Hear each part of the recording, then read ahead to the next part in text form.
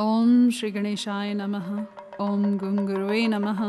ओम नमः शिवाय। शिवजी सदा सहाय। कोटि रुद्र संहिता अध्याय 27 और 28। वैद्यनाथेश्वर ज्योतिर्लिंग के प्राकट्य की कथा तथा महिमा। सूत जी कहते हैं, अब मैं वैद्यनाथेश्वर ज्योतिर्लिंग का पापहारी महात्म्य बताऊंगा। सुनो। राक्षस राज रावण, जो बड़ा अभिमानी और अपने अहंकार को प्रकट करने वाला था, उत्तम पर्वत कैलाश पर भक्ति भाव से भगवान शिव की आराधना कर रहा था।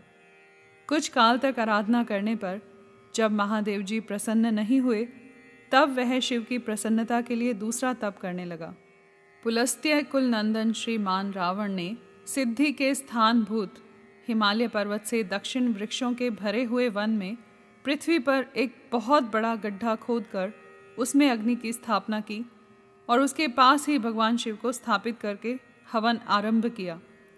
ग्रीष्म ऋतु में वह 5 अग्नियों के बीच में बैठता, वर्षा ऋतु में खुले मैदान में चबूतरे पर सोता और शीतकाल में जल के भीतर खड़ा रहता। इस तरह 3 प्रकार से उसकी तपस्या चलती थी।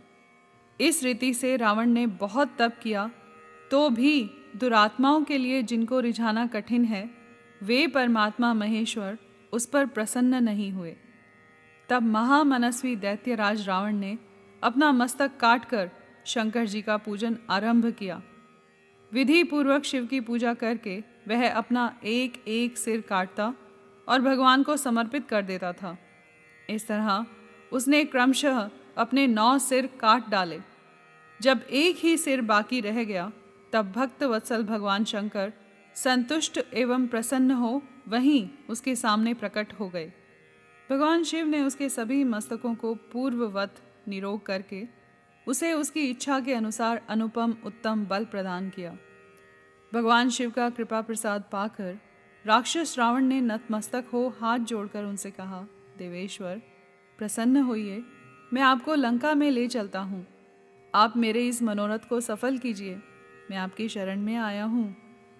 रावण के ऐसा कहने पर भगवान शंकर बड़े संकट में पड़ गए और अनमने होकर बोले, राक्षस राज, मेरी सार गर्भित बात सुनो।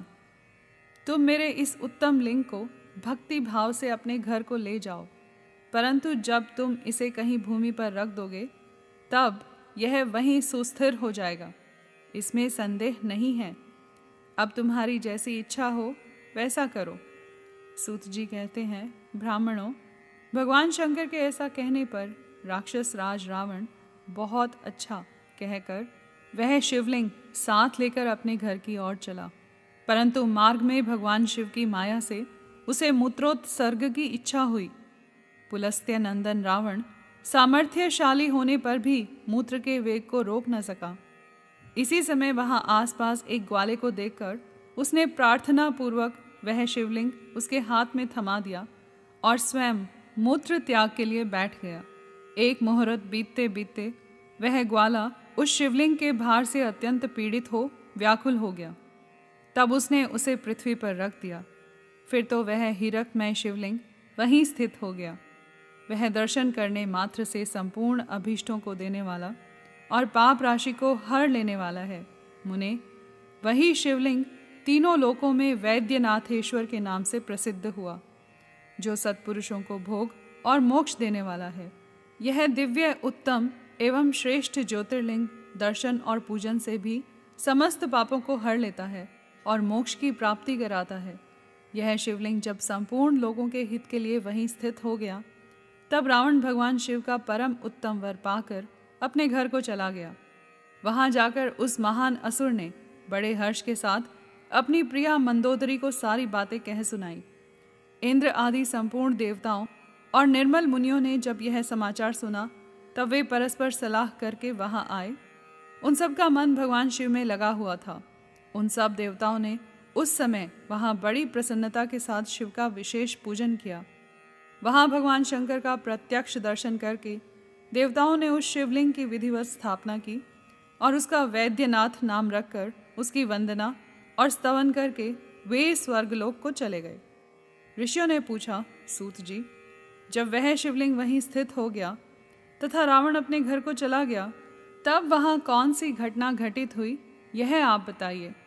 सूत जी ने कहा, ब्राह्मणों, भगवान शिव का परम उत्तम वर पाकर महान असुर रावण अपने घर को चला गया। वहाँ उसने अपनी प्रिया से सब बातें कही और वह अत्यंत आनंद का अनुभव करने लगा।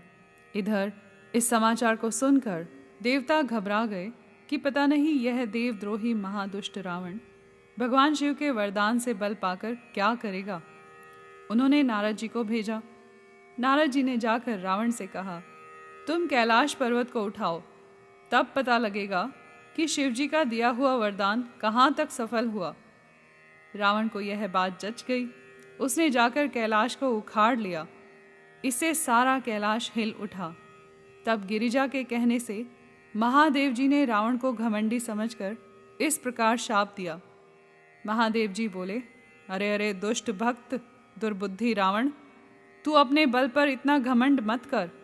तेरी इन भुजाओं का घमंड चूर करने वाला वीर पुरुष शीघ्र ही इस जगत में अवतीर्ण होगा। सूत जी कहते हैं, इस प्रकार वहाँ जो घटना हुई उसे नारद जी ने सुना।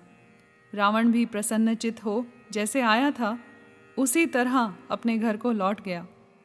इस प्रकार मैंने वैद्यनाथेश्वर का महात्म्य बताया है।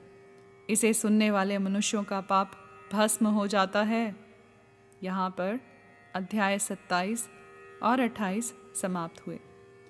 कर्पूर गौरम करुणावतारम संसार सारम भुजगेंद्रहारम सदा वसंतम हृदयारविंदे भवम भवानी सहितं नमामि।